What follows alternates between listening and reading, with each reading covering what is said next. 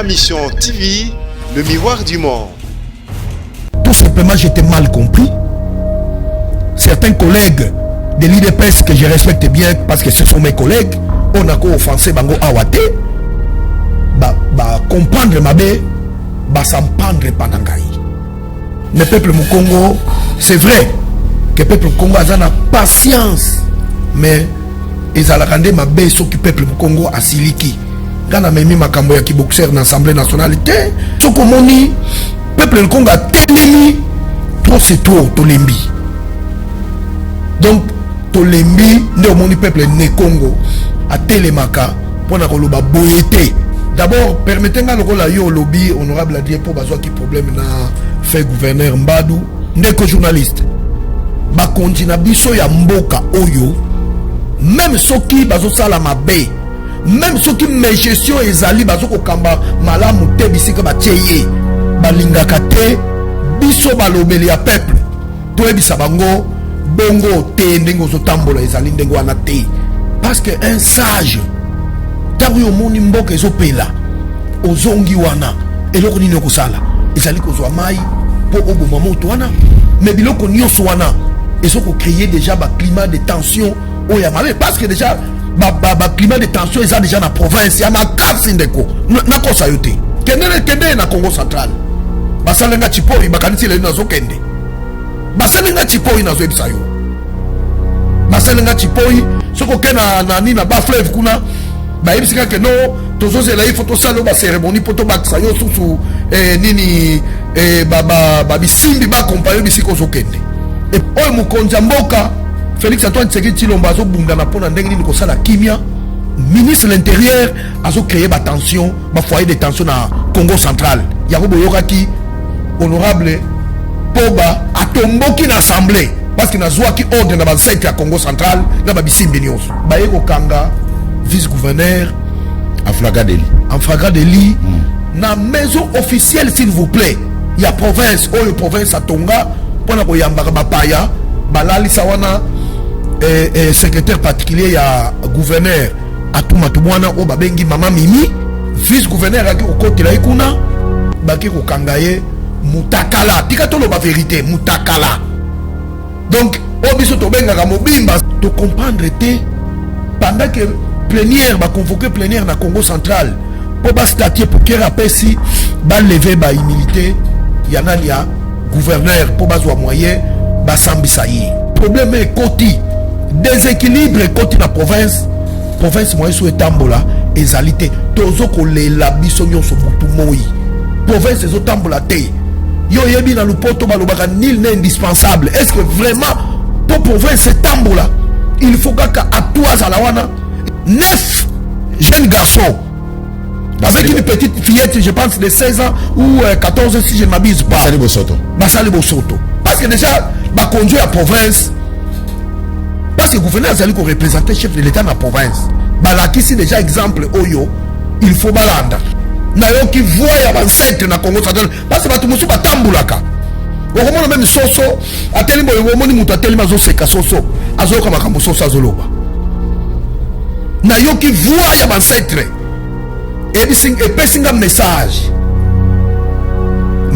nazalaki nango tant nazo poussa na vers vice-premier ministre en charge de l'intérieur monsieur Gilbert azoya boya ko vendre la place bisika babongisi laki na parlement na que verrier na bisaye monsieur le vice-premier ministre ozo créer ba tension belé na province na minito na zo bisayo moto zo linge pela na province yo za mobile ko tala mutaya ko betombata journaliste yebisangai na lobby non je dois me défendre na moni mutu moko azalaki ya mulai ya munene soki garde corps na ye aye wana mbangu ulingo sala nini honorable plénière est inviolable moi-même je me suis posé la question comment garde corps wana komi wana pour aya kosibanga na nzoto biso na population nyonso Congo central charge nyonso des autres désolé que na Congo central batiango na mukongo na ye parce que tout ce monde nous Congo a vice-premier ministre en charge de l'intérieur parce que yenda zo soutenir Atuma Tubwana yenda zo soutenir rien ozo beta bala CC na FCC pour bosa déjà na gouverneur mususu mais makambo c'est wapi besoin na bon remplacer na tout mais je m'étonne mon frère journaliste ya boyoka makambo yo na kamwe ne mozo bisanga nengwana quel est FCC nous avons FCC ozo beta CC non c'est faux parce qu'il y a déjà un gouverneur il y a FCC il faut faire remplacer à tout. Ma mission TV, le miroir du monde. Bande ko batali mbote bipai biso bozuli baku ya kwanda biso ndenge bouti ko mona générique to komi na tango ya sembo ndenge to baka yoko sembo mission li solo sembo mission makanisi sembo mission bitokuta naka pona robeta politique pe masolo masusu matali kita ekolo. Merci na bino na fidélité pe confiance bozana ngona émission sembo. Merci na bao bana biso na mikila papa ya nanzela ya YouTube. Merci na ba o bazon na biso na Brazzaville. Merci ba o bazon na biso na ba etukani surtout ya République démocratique du Congo. Merci ba o ba na biso na Kinshasa à travers le 24 communes. Merci na bino pour la fidélité et confiance au bozanango na émission Sembo. Lelo bande ko batali to beta l'actualité oblige bien sûr to beta les kamozo etali bongo etuka ya Congo central. Boyebi ke na poso oyo e uti o eza kusila et aussi la lobby mokolo ya dimanche député provincial d'abord vice-premier ministre ministre intérieur Gilbert Kakonde a komaki nkasa epai wapi a réhabilitaki Atuma Tubwana na vice na Gisèle Lwemba po bazonga na musala attaque gouverneur et vice-gouverneur ya Bakongo boyebi pona nini bazalaka suspendu gouverneur ya Bakongo na vice-gouverneur na ina makama soni o ele kaka na likamo etali mbongo ya mahamini donc na bana na biso amike bamonaki babilili wana à travers les réseaux sociaux en tout cas mukile ninganaki parce que mukonga za mutamu ya luzitu mukonga za mutu ya respect et zala malongati yozo ko gouverner batu mais au moment où on gouverner batu ozo ko diriger batu bolumu na yo déjà batu basi ba mona yango à travers les réseaux sociaux makama mahamini wana en tout cas ça a défrayé la chronique et c'est là qui bien té yango. Je crois que c'était un gouvernement ya Chibala mingi penza wazaki ko assumer intérim ya vice-premier ministre AI a chargé à intérieur et ça qui n'attend wana ndeko Basile Longo azwaka mikano ya ko suspendre Atuma Tubwana to ko bagi na ngonde ngwana et comme qui ministre provincial ya intérieur ya Congo central mutazaki ko assumer intérim après to évoluer et ko koma que il fallait ba députés provinciaux ya ba Congo ba côté na plénière ba boyi justice et récupérer les kambo ya Atuma Tubwana ba député provincial ba fotaki na niveau assemblée provinciale ya Bakongo wana il faut toni ngato betela mona nulisi toile avant to kota na kati ya émission na biso isuka ki ndengwana atu azalaki interpellé na justice parce que assemblée provinciale ya Bakongo ya Congo central et boyaki to évoluer après tout le monde a kaka pouf coup de tonnerre vice-premier ministre en charge intérieur Gilbert Kankonde ayeko zon kasa pour nous réhabiliter Atuma Tubwana na vice-gouverneur na Ibazonga na Moussala. Comme par baguette magique, tu comprends que tout le monde a malamoko na Congo central plénière sous la présidence et la président de l'Assemblée provinciale à Congo central, mon amboka matusi là, mais plénière wana ibimisaki mobulu. Beaucoup monde a kalamini te ba image à plénière wana na sasu te beta maki. Plénière et salé makité. Plénière wana maman il fallait ba examiner mon saut de défiance où il y a Atuma Tubwana. Mais prenez que ça les maquité mais en fait comme là à tout Matubana tant ba réhabiliter dans la zone na Congo central a changé de gouvernement provincial à Longoli ministre provincial intérieur ou allez quoi assumer intérim ya gouverneur à Longoli secrétaire ya gouvernement pour d'après ba information mobali ya secrétaire ya gouvernement parce que secrétaire gouvernement zaki mama mobali na za député provincial yem tazalaki auteur ya motion de défiance wana à tout Matubana Longoli mama ona comme état secrétaire gouvernement na Moussala à Longoli ministre provincial intérieur na Moussala a changé malamo gouvernement après malamoko plénière yeko salema plénière salema quitté ba yeko délocaliser plénière ba kene ko sala ngosogi na hôtel sogi na flat hôtel sogi wapi ba sali plénière na bango sur après vote 24 sur 41 députés ou assemblée provinciale des Anango ba voté départ ya Atuma Tubwana na vice gouverneur na donc ba kende batika et bonga il y a que gouverneur il y a Congo central entre temps awa vice-premier ministre je crois Azala qui est invité na séance plénière moko na assemblée nationale l'Assemblée nationale, les total qui n'a pas écran, tout ça, journaliste, on comment dans les réseaux sociaux, les total, que 2 députés nationaux, il y a pas Congo, ressortissant à Congo central, même tu vas menacer vice Premier ministre. Et ça là qui bon Papi Matesolo, élu à Congo central, na Adrien Poba, élu à Congo central, et 2 députés nationaux de Bakena ko na perchoir, Baké ko menacer vice Premier ministre en charge il y a un intérieur. Plénière et Katanagi, Maman Jani Babunda Kataki plénière, et puis à Lukaki Moye, service de sécurité et Bimisa, député national élu à Congo central na Libanda, et puis Tourio Kabazu Mikano, Bako assister à 5 plénières T, parce que menacer qui vice premier ministre. Vous savez que Bela Kobenga Bodin de Kosulu, est-ce que parmi les 2 députés nationaux, Bandeko Batali, Nasalaka émission pour la Bino, Nasalaka télévision pour la Bino, Nasana Sengo, Yagoyamba, un des députés nationaux, un des députés, Oyo Bamenasaki, entre guillemets, vice-premier ministre, ministre intérieur, Bandeko Batali, pour la Bino, Nasana, honorable Adrien Poba. Nakatia Plateau, député national élu, merci Mike Amwaka, on a besoin de Adrien Poba, élu à Ville Boma, na Congo central, Baponaye au deuxième fanaye à siéger dans l'Assemblée nationale comme étant député. Doublement élu, voilà. National et provincial. Voilà. En 2011, à Salaki, en 2018, doublement élu député provincial na niveau à Congo central, élu député national na niveau à Ville Yaboma. Adrien Poba, tout ça n'est awa sujet lelo la déchéance ya atu matubana. Un député national élu na Congo central, yene mutubabi abimisa mubulu na Assemblée nationale. Adrien Poba za na kata parti politique babengaka MPCR, il y a Jean-Claude Vomba et puis ils ont na kata ya plateforme babengi MK, ba na kata ya Lamuka. Honorable Adrien Poba, Mote ndeko journaliste. Oui. Ça va bien. Yo comme boxeur dans l'Assemblée nationale. Non, ndeko. Yo ebi peuple Mukongo azalaka peuple moko pacifique. Peuple Mukongo azalaka mutalia kimia. Mende kotumbola nde peuple Mukongo te. Parce que Mukongo ebani Mukongo azali mutu moko nakolo balokola mutu moko asilikaka te. Mais peuple Mukongo, c'est vrai que peuple Congo a la patience, mais ils ont rendu ma baisse au peuple Mukongo à Siliki. Gana memi makambo ya kiboxer na Assemblée nationale na yebi que na politique ezali ba débat d'idées et non pas débat ya biceps. Mais tant que soko moni peuple Congo a tendemi trop c'est trop tolembi.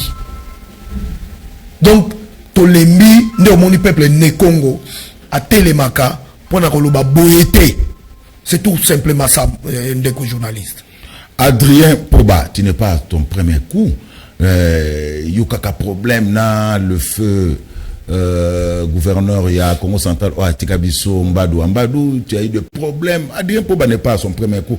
Un député impulsif, un député qui aime la bagarre. Non, ndeko journaliste longola image wana ozalina yango et pas yangai honorable Adrien Poba. D'abord, permettez-moi le rôle à yo lobby honorable Adrien Poba soit qui problème na fait gouverneur Mbadou ndeko journaliste. Ba kontina biso ya mboka oyo même soki bazo sala mabe même soki gestion ezali bazo ko kamba malamu te bisika ba tieye balingaka te biso balobeli ya peuple to ebisa bango bongo te ndengo zo tambola ezali ndengo wana te. Chaque Mbadou tout simplement ndenga kamba province a dirigeant province. C'est vrai que ceux qui mutakufi balobela kaye les sous-souté mais ndenga kamba province ngai naboyi kolobela muto akufa parce que naza muta ba principe osomona ngai d'abord na ndenge nazali naza tout noir ezali pona ko exprimer image au Congo central ezali na minute ezali tout noir et ezali malamuté parce que province ya Congo central ezali province ya kimia na boyi kolobela muwei parce que akufa mais soko kei na Congo central bakoyebisa yo ndenge nini oyo a dirige. Alors honorable Poba azali parmi ba député oyo ba supportaka te parce que nga musala na nga ezali ya kolobela peuple kende na Congo central basalenga chipoi bakanisi le nazo kende basalenga chipoi nazo ebisa yo basalenga chipoi soko kena na nina ba fleuve kuna ba ebisika ke no tozo la photo salo ba cérémonie poto baksa yo susu nini ba bisimbi ba accompagner bisiko zo kende et pourquoi pas basiliki pour l'angaité na yebiso na butia lelo na loti na zana ndako moka munene bisimbi plein na la wina tongo na zui appel donc naza muti ya kimia ndenge na yebisio mais problème na nga ezali que Congo central ekende liboso et puis c'est vrai que ba continue biso bazana courage ya ko démissionner te soki mais je suis ezali mais biso musala na biso ya ko dénoncer bango balingaka te ba dénoncer bango ke ndenge bozo sala ezali ndenge wana te c'est tout simplement ça ndeko journaliste. Pourquoi depuis un certain temps il y a l'instabilité na Congo central? Et ça dû à quoi? Ndeko journaliste pour ba na wuti ko yebiso ko zulu nga nazali na pofona nga na lobango chaque fois bato musu ba bate naza ressortissant à Congo central. Voilà. Naza mutandu. Voilà. To yebi Congo central ezali province moya Luzitu. Il y a respect. Et puis il y a quand même poumon. Il y a économie en Mboka na biso. Mais c'est comme si tout le monde est dans Congo central, il y a l'instabilité qui commence à économique au quota. Et ça dû à quoi? Et à qui profite cette situation? Journaliste, d'abord, combat Nazali Komene, en tant qu'élu à peuple, ça n'a rien à voir na connotation et à parti politique. Parce que Zali combat d'ensemble, majorité comme opposition, to sangani pour la province et Kende Liboso. Parce que ceux qui to dépassé te, règlement na biso ba parti to landia ngokaka to kokunda province. Yo oyebindeko to yambaki tant toke na ba élection gouverneur Atuma Tubwana aleki gouverneur à province to beta qui comme étant indépendant. Bon Apotilaki c'est vrai comme étant indépendant aleki comme gouverneur azui vice gouverneur na ndeko na biso parce que zalaka ndengwana na biso na Congo central ce que tout royo mutu ya cataracte azui pouvoir tout réseau ya mutalukaya ou bien mutaba fleuve lokola Atuma Tubwana aza muta cataracte bazwa ki vice gouverneur na ye ndeko na biso Luemba Justin Luemba mutu ya ba fleuve comme vice gouverneur.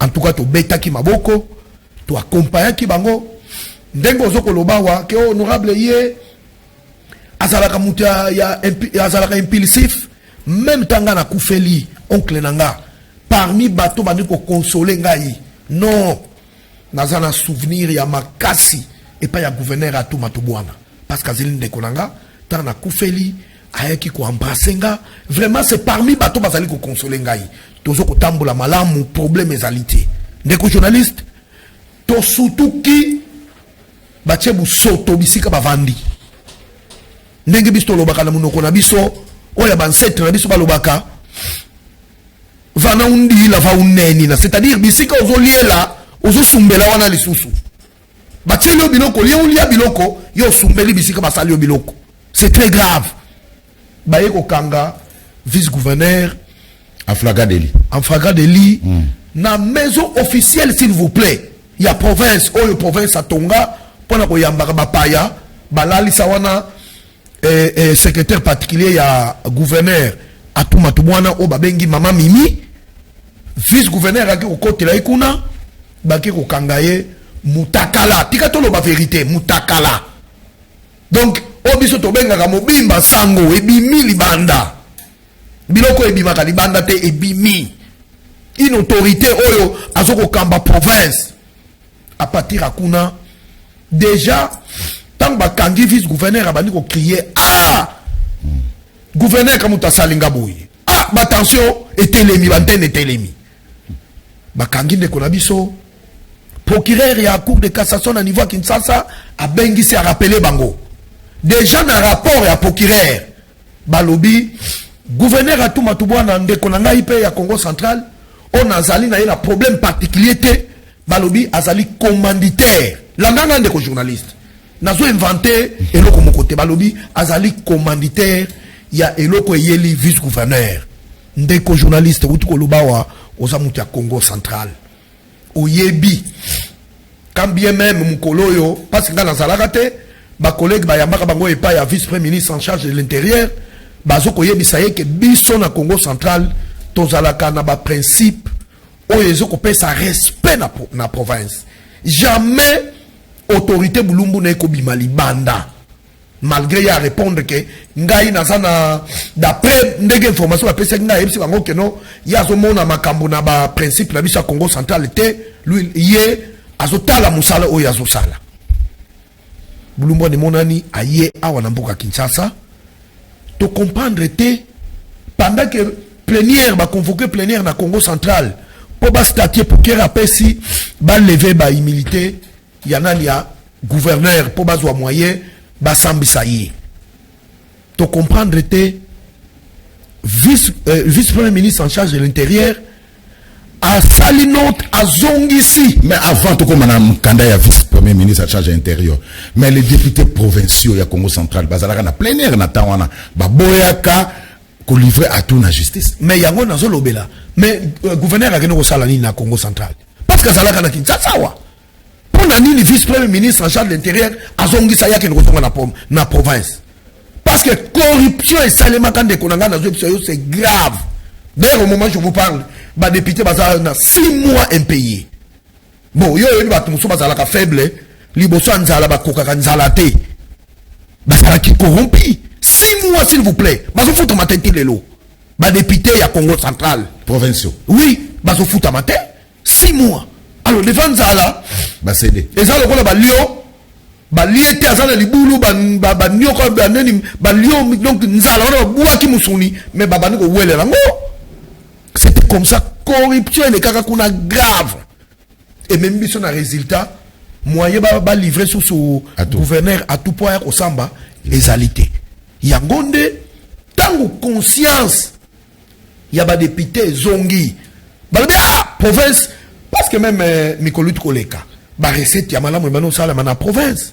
Mais depuis déstabilisation et côté na province, problème est côté, déséquilibre et côté na province. Province moyen sous etambola ezalité tozo ko la bisonyon so butu moi province ezo tambola te yo yebi na lupoto balobaka nil n'est indispensable. Est-ce que vraiment pour province etambola il faut kaka atouaza la wana il faut kaka luemba oyo ala kisi ayoksi biso soni yo yebi ba image on etamboli ezala et pas na biso na mboka ba paya partout. Mais moi-même je me pose la question Mokonjini wana kitele masuli bosa batu même soka la tibilamba ba komone kaka sa mutakala. Et puis en plus soyons sérieux des journalistes. Gouverneur de province azali premier citoyen na province azali na obligation ya ko l'accès exemple lokola bango ba l'accès exemple que il faut sexier zala même pas ce qui inane au yo ka scandale salemi kuna bana classe. Balandika exemple ya ba gouverneur 9 jeunes garçons avec une petite fillette je pense de 16 ans ou 14 si je ne m'abuse pas Basali Bosoto parce que déjà ba conduit à province parce que le gouverneur azali ko représenter chef de l'état na province balakisi déjà exemple oyo il faut balanda tant ozokoloba honorable Adrien Poba tant ozokoloba que c'est le gouverneur à tout Matubwana qui a été les commanditaires. Non, c'est d'après le rapport du procureur de la cour de cassation. Il y a eu des preuves que à tout Matubwana mtazaki commanditaire. Non, yo yebi mibeko na biso ya mboka. Ngala lobi ce n'est pas selon l'honorable Adrien Poba, mais selon les enquêtes na rapport ya kana matadi. Parce que batangela biso tozaki na matadi. Tozaki na matadi biso nyonso. Toyo kitango président de l'Assemblée provinciale, honorable Matoussi, la zokotanga rapport, il y a procureur, il y a cour de cassation. Balobi, le gouverneur serrait les commanditaires. Donc il fallait l'enquête continuer pour aboutir à un résultat. Bon, on a bloqué, si le gouverneur serrait les commanditaires, d'après rapport, il y a procureur. Pourquoi selon Adrien Poba, à tout Matubona, il y a un service agissant le Matouchi? Est-ce que Bazalaki na conflit ou bien problème Bazalaki? En tout cas, kokitana biso na province, mobilinga bilinga ikotaki entre gouverneur et vice-gouverneur. Voilà pour le qu'on a le baba kontina biso, o bazali kolo batala ka mibe konyo setal na niveau ba province. Ce qui problème ezali na province, base la kate problème on est comme grave. Il faut pas quitter ba réconcilier bango. Parce que Justin a déclaré, ce qui gouverneur a déplacé, Makambeta Limbongo, Asa inclité pour la et le côté, Babilo que Bena va nous recruter, non, en tout cas, nous sommes démissionnés parce que ça ne va pas. Mais bah, quand Kinshasa, est-ce que Babano Yokate, pour nous quitter, bah, qu'on régler le problème, wana. Donc, même à continuer à Kinshasa, ceux qui ont un problème, non pas seulement dans le Congo central, même à la province Moussous, il faut baboma moto avant moto. Donc, si on comprend, je sais même comment les matchs gênants pour Natoumatouban. Selon Ndenge Makamboué, Salemi. Parce que d'un côté, Azoko déclaré que non, ça ne va pas, province, ça ne va pas. Bambongo, ils ont dit, il y a Zoé Baté, à vice-gouverneur, le ministre des Finances, à l'absence du gouverneur, il y a des moutazana Makambunioso, mais tant que Bandingo, on a déjà. Ce qui gouverneur a quelle mission, au lieu de signature na vice-gouverneur, à la signature na ministre professeur de la finance. Non, pour la Makambambongo. Pour la Makambambongo. Donc, Justin Louem Bazalaki n'a même mis dans niveau finance. Et ça, c'est très grave, des journalistes. C'est très grave. Des collaborateurs, déjà, déjà, couteau tiré. Konjo ya Kinshasa, il faut pas quitter. Voilà. Bissi Kande, vice-premier ministre en charge de l'intérieur, Alinga qui a s'investir pour quitter le Congo central. A que nous avons un problème nizole kakuna. Batiki bango tito comme na niveau wana. Un vice-gouverneur, Moutakala, na niveau à comment qu'il nango. Ah non, Congo central, tout ça quand même, Congo central, tout ça n'a pas valeur, oyo, papa Simon Kimbangu, maman Kipanvita, oyo, président Kassavou Batike la biso. Non, toko tolérer Mukonzi, oyo, Bulumbu na yemona libanda, totika ya kontene ko diriger ko simbate. Vraiment, eko tambolate, ozane Congo, yebi ba principe, eko simbate. Voilà, Atumatubwana, réhabilité, et pas ya VPM Kankonde, a zongi na ba Congo, a changé gouvernement, a longoli secrétaire, il y a gouvernement, à Longoli, ministre provincial, il y a intérêt, ou avec quoi signer intérim, et puis ministre, on a 5 qui, basala audit, il y a province. Voilà. Donc, à Longoli, bango déjà, situation, ben, déjà, qu'on va partir, on a avant plénière, ou ebise, mon boulot, na Congo central, et Salman. Tout comme on a, ou, plénière, na Sabia, Sami nationalité. Aïe, à chambarder gouvernement, balamo. Tant comme la matadi. Mais, il y a un gros le Bezali, le coup, là, règlement de compte. Parce que un sage, tant que moni mbok ezopé là, ozongi wana, et loko ni nyokosala, ezali kozwa mai pour oboma moto wana, mais biloko nyonso wana, ezoko créer déjà ba climat de tension au yamale, parce que déjà ba climat de tension est déjà dans la province, ya makasi ndeko, na kosa yote. Ce qui va commencer avec Kinshasa wa, bakanisi que Congo central qui mezali te ba poche de tension est makasi. Ya makasi na zo ebisa yo. Donc pour nanga, il faut parce que toko même mboka te na bilinga biligate. Mboka po ekende liboso il faut kimia ezala. Ce qui kimia ezali toko tala et pas nanga dire na solo bana yo boy. Ce que na ville boma. Ba inondation et salemaka n'est passé. Tu sais il y a eu combien de morts? Il y a plus de 150 morts. Biso nous kitaki pour que nous paye sabado. J'ai dit à travers les émissions merci na première dame honoraire maman Olive Lembe a kitaka na boma. Pour qu'elle ne assister à sinistre wana. Et puis, à petit promesse à délocaliser bango, bakken de vers site moko bisikama et ton d'arrêter malgré tilelo nini bazoko connaître lukambongo d'après ma information dans zanango pour pas que nous réaliser batwana bazana bisika revendre té. Voici makambu oyo na niveau province. Oh il faut batala pour le développement de la province. So que vous nzela ya tela, aux une manterne pour comme tela. Il ne luka biwo mo na bisika kunda premier président. Mais Alima Okoko Mawanate, même aux a dit 4x4 au Kendete. Voici Babiloko Oyo Ezali primordial, Oyo Bakonja province. Il faut batala, au lieu qu'on compte la futilité, Oyo Maxa province. Non, des journalistes. Voilà.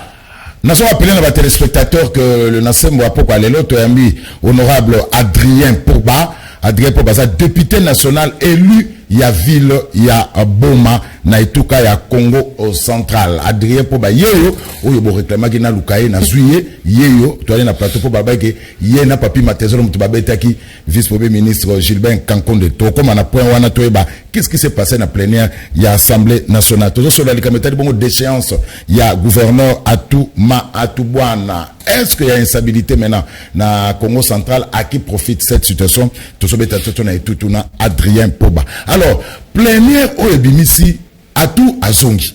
Lettre ya VPM Kakonde ebimi. Azongi na matadi, asali ba plein na ye, asali makosa à côté na bureau, a changé gouvernement, mais sikoyo motion plénière oyo ebimisaki des autres oba délocalisaki.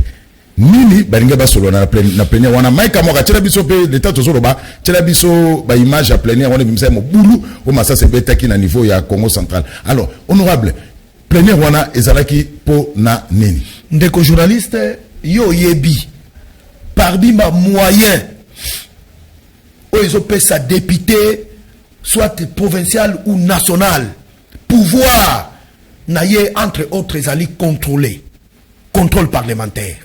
Donc, ba député, oyo wana kaka yo yebi ya provincial de province ya Congo central, ba monaki ke ndenge bolumbu ya bakonzi. Oyo ngana zoko benga mubimba sango e bimili banda. Bakoko kamba sous province te pona respect ya bancetre na biso. Obisto lo bakana munoko na biso ya bakulu na beto.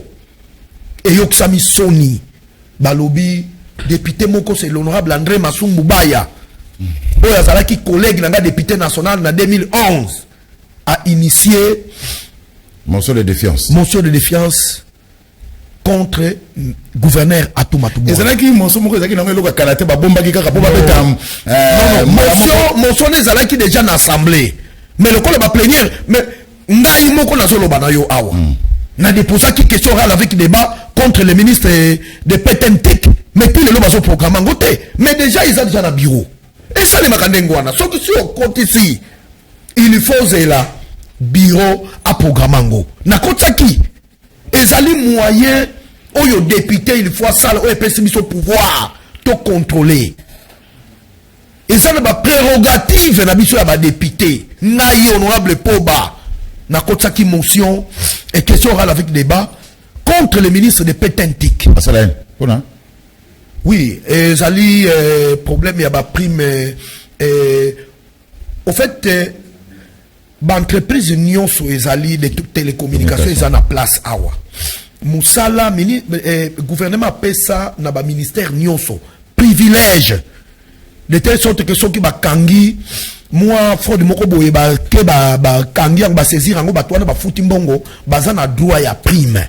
Alors, cabinet passé, basalaki musala malamu, basalaki il fallait pas doter bango na prime. Cabinet Emero Kunchi. Voilà, il y a Petentik. Moi je ne vois pas d'ailleurs la personne. Je vois l'institution, donc cabinet Petentik comme ministère des Finances. Moi ministère rebellé.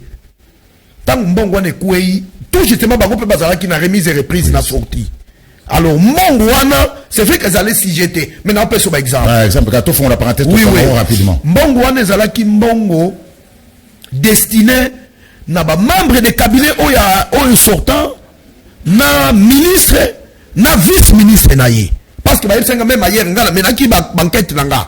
Parce que, n'a pas qu'on déposer question orale avec des débatteurs, sans que n'a mené banquette. Na ba ministère, moussoussou, le corps ministre ba kibia ba bengi ba na bango ba zong sili bango prime na bango ba zo moyen ba futa ba membre de cabinet na ministre sortant na vice ministre na ye mais na Petentik et salema kindengwana te ministre o ya koti azumbongwana na ebité ndeni na salaki quelque est futa quelques membres de cabinet alors que procédure ezalaki yango te pona nga ezali déjà détournement na lobby yaka ko to solo na parler du peuple ezanango qui est némité, n'andenga mabete mais ezali n'andenga musala en tant que député.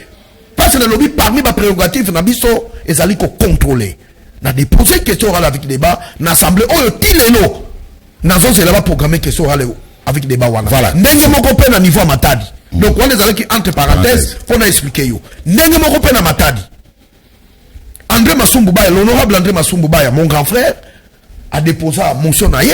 mais il faut bureau et puis la plénière est là pour ne pas programmer question naïe et moment et comme qui wana bureau à lobby to programmer question naïe a déposé qui mon son naïe quand tango à toi ça qui suspendu ou bien tango va réhabiliter à tout parce que équipe tellement vite jusqu'à ce que il y a une main noire au fait derrière cette motion de défiance.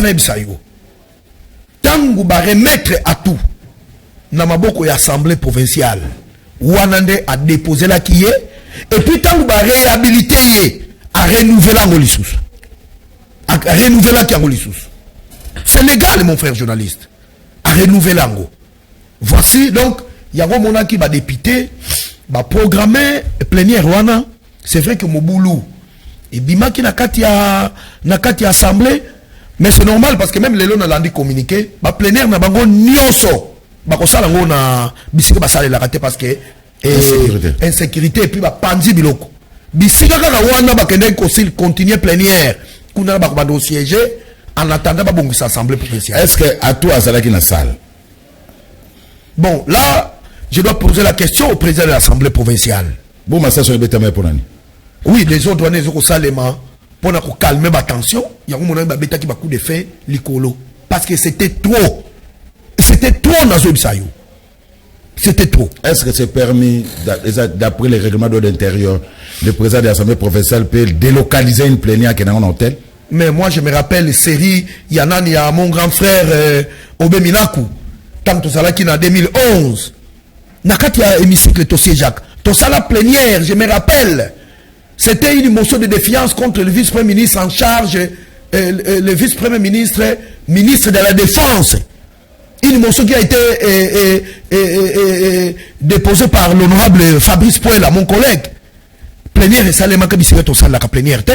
Bah délocaliser qui plénière, tokena qui na salle de banquet. Est-ce que tout ça là qui a ngoté? Quand il y a un ya matadi nde komi que l'icole kwei, ma pate kwei. To délocaliser qui plénière et salle manque bisika tout ça la raté. Tokena qui na salle de banquet. Pour ne tourner salle la plénière, Nathan ya grand frère nanga nazo salier. Entre réhabilitation, il y a Atouma Toubouana, na plénière pour la motion de défiance. Et les cas, combien de jours? En tout cas, les cas qui plus ou moins une semaine. Hein? Parce que le président et l'Assemblée, bataille la question. Jour les alliés, ils ont uniquement consacré pour le contrôle. Et puis, jour où le Kokaki, le président de l'Assemblée, n'a programmé question. Alors, c'est quoi? Voilà, tout déjà réhabilité par le réhabilité, oui. Et il travaille déjà Matadi. Oui, il travaille déjà Matadi. Ah, tu déposé, tu programmé question à yo. Donc, il faut Oya. Alors, Bassalinini. Mais c'est ce que les gens ne comprennent pas.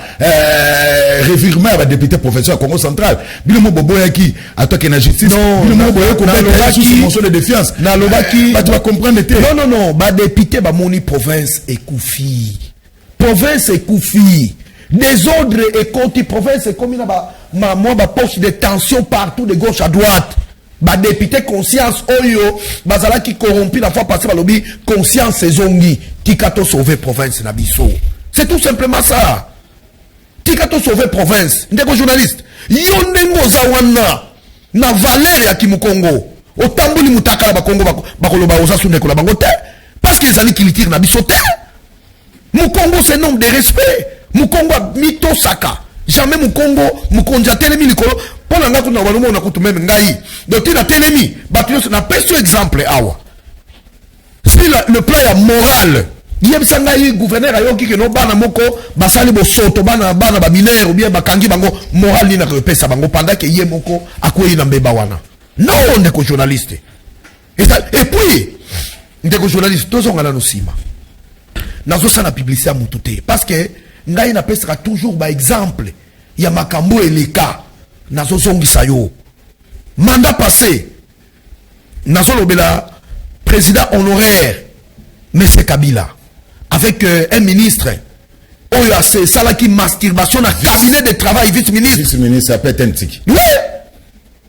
Est-ce que yebsanga yi tension ya président honoraire monsieur Kabila ezalaka ndengeni à la minute parce que yo kimboka soni mais t'as la scandale ya munene ndenge wana bakonje bazo gerango ah même dans siècle tant nazo kita na komi na pont Marshal nazotala mbengu hein parce que muto azana misu misatu honorable po bazana 3e misu misatu tangu liso misatu nazotala mtoki na komika na pont nazotala mbengu azobisa ngai honorable Poba bongo te soki bolobi te soki botelemi te pouvoir ozana bonga mbengu na kolongola ngo le même bisimbi baza kotomboka bisimbi baza kotomboka moko musu tokomona soto sakani inondation esalemi na Congo central alors bandako nyonso ekei parce que bisimbi basakanaka te.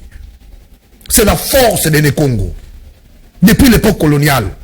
Ndeko Mukongo aza mutu ya respect, Mukongo aza mutu atobisu sur l'autre sala kaboto, Mukongo aza mutu ya butosi, Mukongo aza mutu ya respect. Muto Congo asala kabu soto te ezali soni yango nde ba député conscience ezongi balobi 24 députés balobi jamais balongwa parce que na munoko le poto balobaka ni indispensable lelo nga na député lobi bako voter nga le soute ba tie mutu mosusu et puis nga na lobi na busoto eleki soki ba konjo bazo potier bango ba monique non bato na baza utile na société et que bako servir mboka na biso même ailleurs batia bango pour na sauver honneur ya Congo central quand même.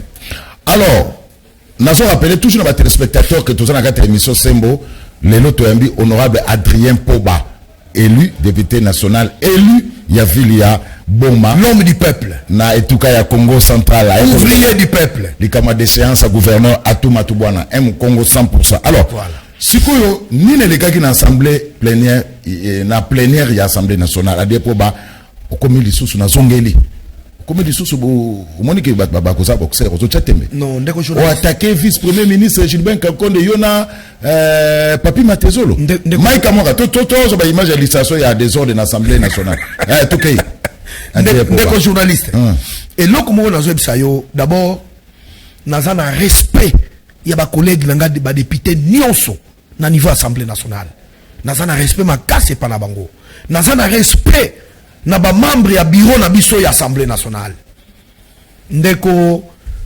vice premier ministre en charge de l'intérieur Gilbert Kankonde na yebiete seulement en tant que ministre parce que biso mandé au collègue to na groupe parlementaire IDP s'allier to sala ba réunion na limité voilà to sala ba réunion belé Adrien Poba tane ba obimisa na salle ou to désordre to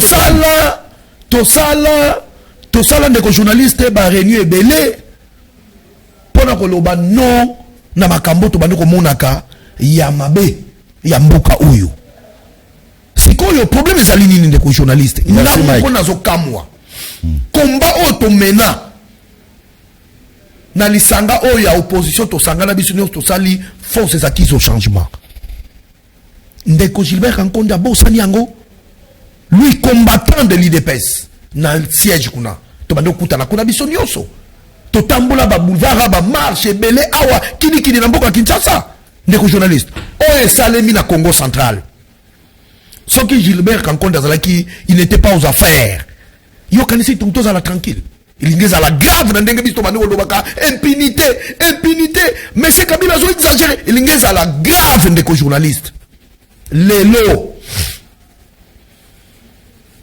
notre grand frère Gilbert Kankonde vice-premier ministre en charge de l'intérieur Moussala Naye tala na beni kuna kili zakuna président zo tambola Félix Antoine Tshisekedi Tshilombo zo tambola pour retrouver solution kimie kota kuna yendenga zawana oyebi ke ba na Congo central bato bazana kanda na ye parce qu'a créé ba poche belé ya ba tension dans ma carte na Congo central. Mais il n'a fait que respecter la... Alors, pardon. Bato bazana en plénière. Ndana zana ndaku na yoki. Oh, ministre. Au comment il a plénière? Non, plénière est bandaki na noté. Depuis ndaku na zolo ngana pendant que des plénières. Ba ibisinga vice premier ministre pendant que assemblée provinciale bazo siéger atindi message. Bureau. Ba membre no sa bureau ba mata Kinshasa. Je me suis dit, nous sommes dans quel pays? c'est par rapport à... Parce que lobby, tu vas dire que tel il na pouvoir qui non respect ya Mibe Kamboka. Hier, comme ministre de l'Intérieur, comment se fait-il comme violer Mibe Kamboka? Sur quelle base de texte? Yakobenga, bato bazana plénière, bamata Kinshasa. Et le Kelanga. N'est-ce journaliste? Tant on a continué na salle ya plénière. Na yo qui voit ya ancêtre na Congo central. Parce que bato musu batambulaka. Okomona même soso, ateli boyo omoni mutu ateli mazo seka soso. Azoka makambo soso azoloba. Na yo qui voit ya ancêtre. Et pesinga message. Message nazalaki nango tant nazo pousse en vers vice-premier ministre en charge de l'intérieur M. Gilbert Azoya pour ya ko vendre na place bisika ba bongisi la ki na parlement na que verrier na bisaye monsieur le vice-premier ministre ozo créer ba tension et belé na province na minute on azo bisayo moto zo linge pela na province. Tout simplement, j'étais mal compris. Certains collègues de l'IDPS que je respecte bien parce que ce sont mes collègues, on a offensé Bango Awate, comprendre ma bé, s'en prendre panangaï. Moussoukou tu yé balingi ba betanga. Yosa mobile kota la moutaya ko betombata journaliste. Yeb sangaï. Na lobi non, je dois me défendre. Na moni mutumoka zalaki ya moulayi ya munene soki garde corps na ye. Aye wana mbangu. Ulingo sala ni honorable. Plénière est inviolable. Moi-même, je me suis posé la question comment garde corps wana komi wana pour aya kosi magana njoto. Na komiti katedi. Parce que nous mon ngati na zalaki wana zaki chargé. Bansete et puis journaliste. Mais ngana zalaki malamu. Mike merci. Ouais. Nazalaki malamu. Parce que pas nazalaki nango. Même ndenge bazo ko poussa na wana balinga ko agresser nga isifika na nebe sa ancêtre bo s'occuper na bato ngo mona bakono so buru bakoyi bakomoko honorable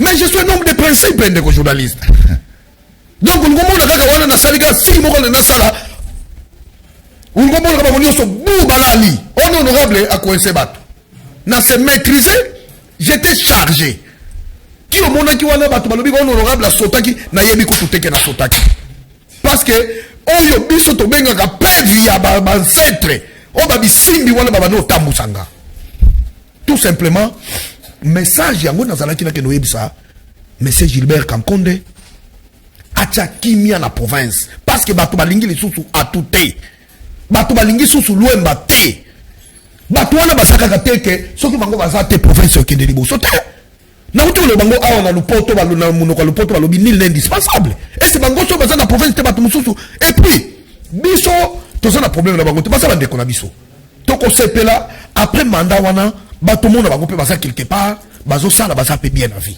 mais alika kate que na ndenge wana balakisi bo soto ya province batikala wana voilà réaction on a salaki na niveau ya assemblée donc ezalaki réaction honorable pour baté. Ezalaki réaction d'abord il y a population, ezalaki réaction il y a bisimbi nyonso ya Congo central. Donc ti obalo mona na zotambo na soki na boyaka. Ndana kwa ya ngame mangana hôpital. Na kwa la kati assemblée. Ah, il y aura intimidation. Non, non, c'est ça solo. Ezali intimidation tende ko journaliste. Ezali intimidation te. Parce que même mon ancien mitant azalaki ko lo bamaka mususu batano ko landete a bazo négligé. Mais après ils ont compris que non, c'était quand même un homme de principe. Donc, Moutounion s'attend à la principe. Honorable Adrien Proba, aux hommes que VPM Gilbert Kankonde n'a fait que respecter Mibeko. Après 3 mois de suspension, il fallait que ça tombe à tout bon dans ça. Non, non, parce que Bisso n'a population nion sa Congo central. Charge nion sa des autres désolé que na Congo central. Ba tiango na Mukongo na ye. Parce que tout le monde a Mukongo a vice-premier ministre en charge de l'intérieur parce que yé d'azo soutenir Atuma Toubouana. Il y a des soutenir rien. Il y a des soutenir rien. Pendant que Batubabo y est. Pourquoi c'est quoi l'élection Salami? Si quelle raison il y a pour sa bureau Bamatakinsasa? Sur base de quoi? Il y a des journalistes. Sur base de quoi il y a Zobenga à ce bureau Assemblée nationale Bamatakinsasa? Assemblée provinciale. Oui, mais il y a Zobenga des ordres. C'est-à-dire, à l'ongoli Bango pour à toi Tikala, à toi Tikala Kosala, Nini, à Tikala la province, pendant que Batubabo y est. Alors il y a un moment il y a prophète Balobi non. Et après avoir exécuté d'ailleurs ordre même ancêtre, non qui peut y saluer na bombe. Mathieu n'a couvertir à léopard qui n'a pas fleuve kuna, ndeko journaliste. Pour vous faire voir que Ezali volonté honorable pour battre mes amis volonté il y a peuple né Congo. Mais on vous accuse honorable à dire pour ba ozo betaba la CCN FCC pour vous déjà na gouverneur Moussoussou. Mais comment c'est outil wapi? Oh besoin d'abord remplacer na tout. Mais je m'étonne mon frère journaliste ya boyo kama kamboyo. Na kamwe ndemozo ebisanga ndengwana. Quel est FCC? Nous avons FCC. CC. Non, c'est faux. Parce qu'il y a déjà un gouverneur, il y a FCC, il faut faire remplacer à tout. Naïbi Biloko Anati. Parce que le gouverneur Wakoya, peuple de Congo, nous avons peuple de Congo, c'est peuple moko pacifique. À toi qui bazoui gouverneur moko ya sentiment, batieye, tokolongolaye. Parce que biso tolingi province et kende liboso. Quel genre ya gouverneur ou tozana ye besoin? Tozana besoin.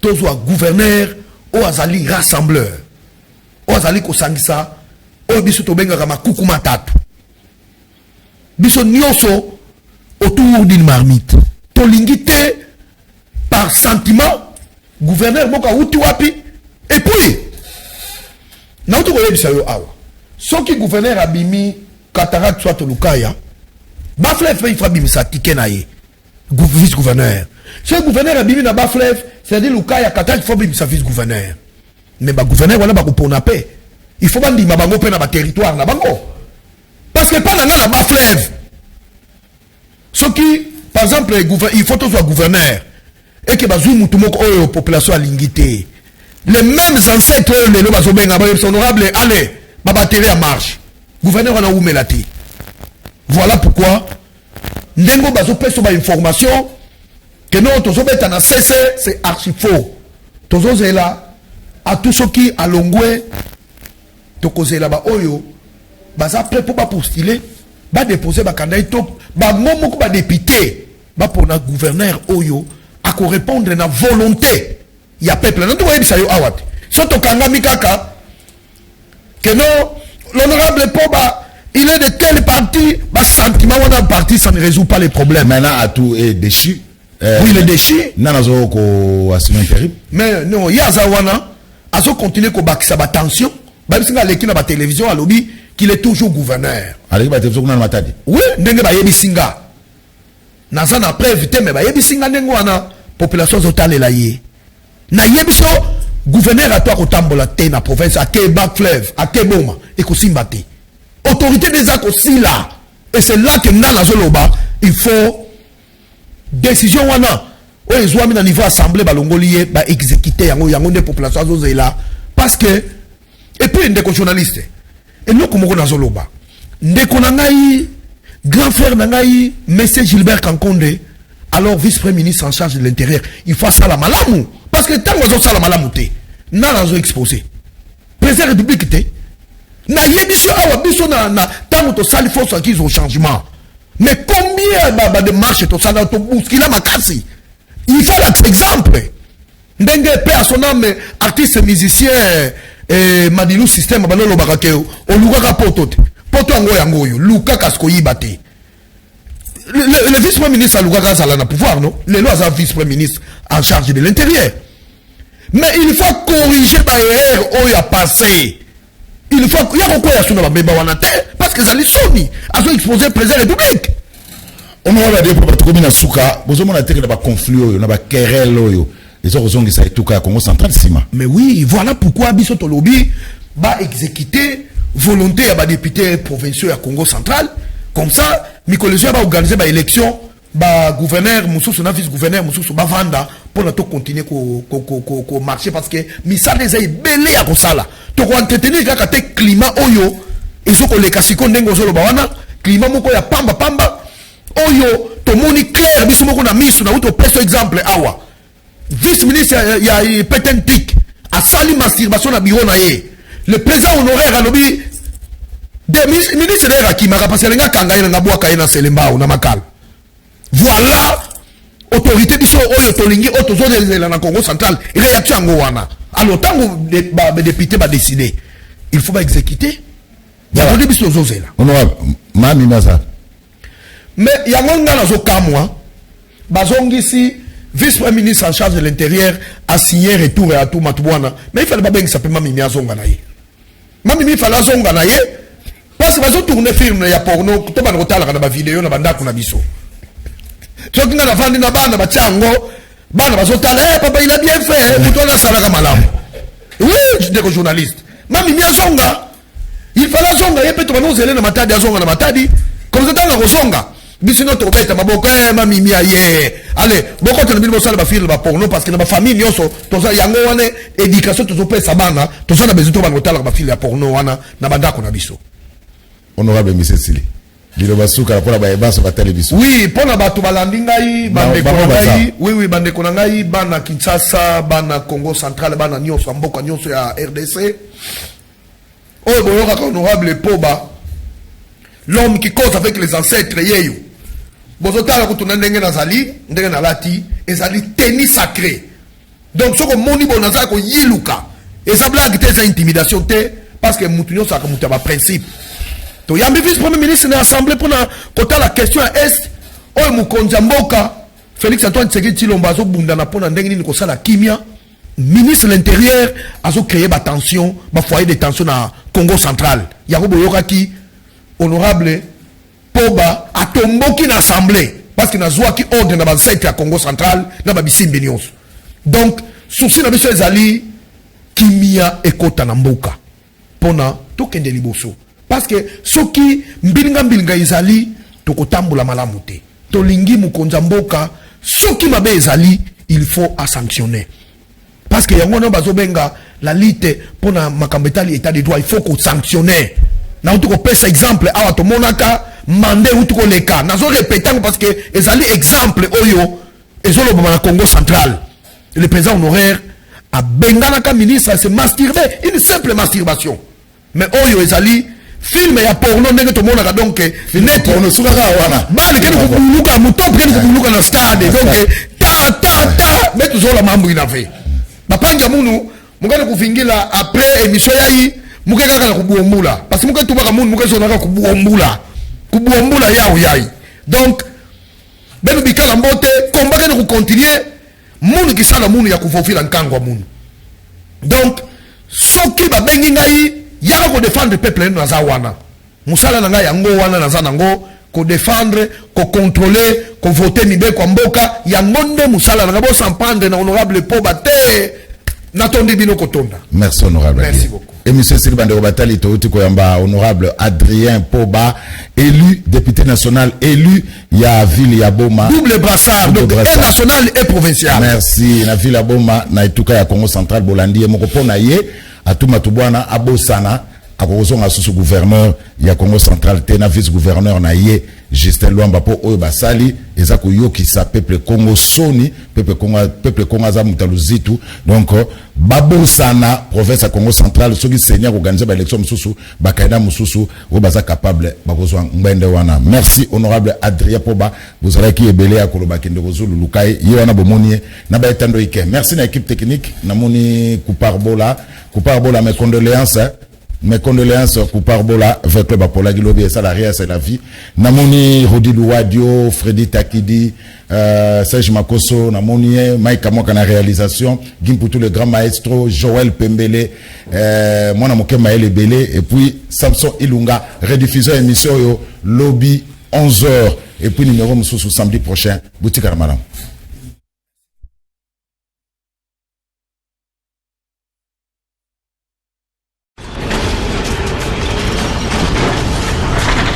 Ma mission TV, le miroir du monde.